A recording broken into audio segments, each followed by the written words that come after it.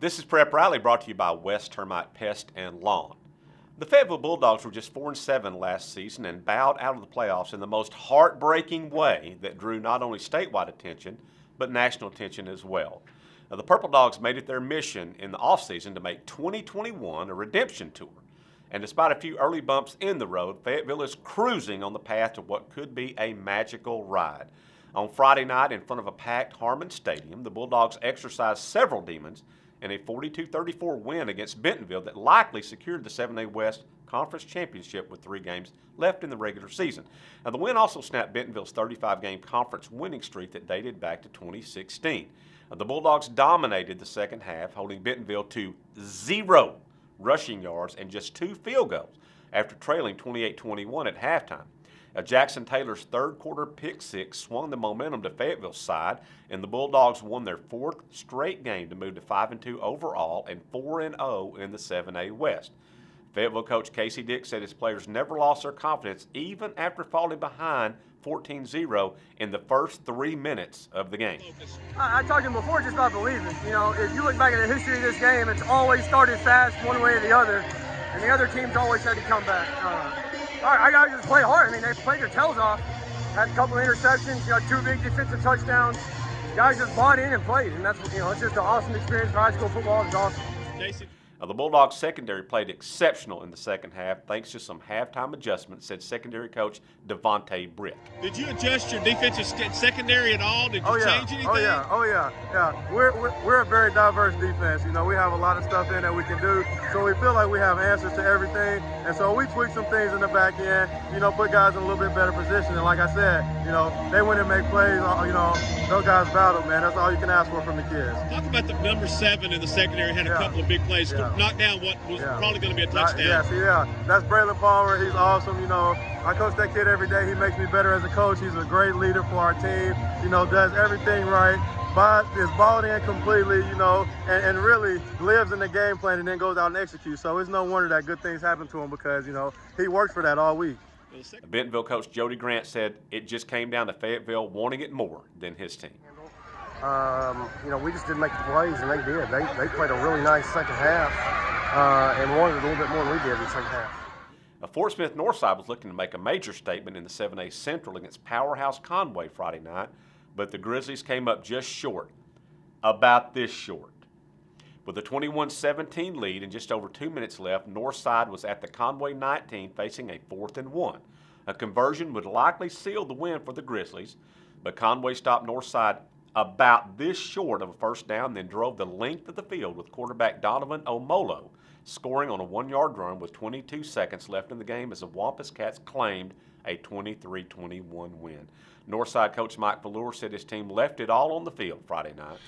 2 of the best teams in the state, I truly believe that, and it's going to come down to making the play, 1 or 2 here or there, and we had a chance to close it off on 4th and whatever it was, and didn't make it, and so then they made the play, went down and scored. So my hat's off to them, but my hat's off to our kids the way they played. They got after it. Now, photos like the ones seen in today's show can be seen and purchased on our website at nwaonline.com/photo. So be sure and check out those online or in the digital edition of the Northwest Arkansas Democrat-Gazette. And if you'd like to see more photos like these from the award-winning NWADG photographers, they're featured in the digital edition every day for subscribers to the Northwest Arkansas Democrat-Gazette. Now, Springdale Harbor has been involved in several wild and wacky games this season, including last week's 37-36 win against rival Springdale on a field goal with no time left on the clock. On Friday night for 3 quarters, it was more of the same. It looked like the Wildcats would walk away with a convincing win on the road at Bentonville West, but someone forgot to tell that to the Wolverines, who stormed back from 3 touchdowns down in the final 10 minutes to claim a 46-45 win. Jackson Bruss caught a 49-yard touchdown pass from Jake Casey with 1:17 left to provide the Wolverines a thrilling, epic comeback win. West coach Brian Pratt said his team showed a lot of heart in refusing to quit when they got behind by 3 scores. There was a point in time on the sideline where I didn't know if we were going to freaking battle and play like we're capable of playing, and a bunch of mistakes that we made, but we battled through those, and you know, we got a long way to go, but just to see the heart in our kids and fight back from, I guess we were 20 points down. You were down 21. 21 in the fourth, maybe. Yeah, with 10:30 left. And, you know, just a never quit attitude and get after it. And that's what we try to coach them to do. We want to coach them hard. I mean, they had a really good game plan. Our defense struggled a little bit. Offense made some mistakes, you know. Felt like we got some really questionable calls. You know, one cost us 7 points there before half, and I just hats off to our kids and our coaching staff and all that stuff. So, you know, live another day and keep going. Yeah. Now, Brush credited his coaches for calling the play that proved to be the game winner. Well, I mean, Coach drove it up. He knew that we've been running the comeback just right there on the sideline every time. He knew he was going to bite on it. So I hit it one time. I just went up the field and it was there. He threw a great ball. It was great protection. And I just made the play. It was great. You can get even more prep sports news with our weekly Prep Rally podcast and Prep Rally Live on tape shows on the NWADG YouTube channel. Just click the subscribe button to access that content each week, along with this show. Now, for the podcast, you can listen each week on SoundCloud, Apple, Google Play, Spotify, and Stitcher. Now, the big games last week weren't just in the 7A. In the 4A1, a battle of conference unbeatens took place in Jenkins. Shiloh Christian, the defending state champions, earned a 48-20 win as quarterback Eli Wisdom accounted for 5 touchdowns, and the Saints won their 26th straight conference game.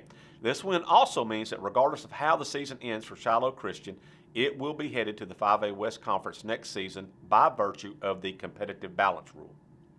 Also on Friday night, Farmington posted its second consecutive shutout in a 39-0 road win at Clarksville, and Greenwood claimed a big win in the 6A West with a 35-7 win at Russellville. In the 4A4 conference, Ozark throttled Mena 47-8, and back in the 4A1, Elkins remained unbeaten with a 33-8 win against Green Forest, which sets up a big road game against Shiloh Christian this week. In 3A1, Charleston ran over Hackett 58-22, and Lavaca knocked off Greenland 39-14 as the Golden Arrows continue their nice season.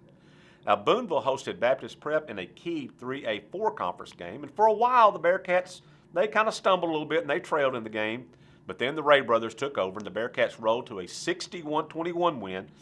4 players in that game rushed for more than 100 yards for Boonville. Now, this week, Fort Smith Northside will look to bounce back with a road game at North Little Rock in the 7A Central.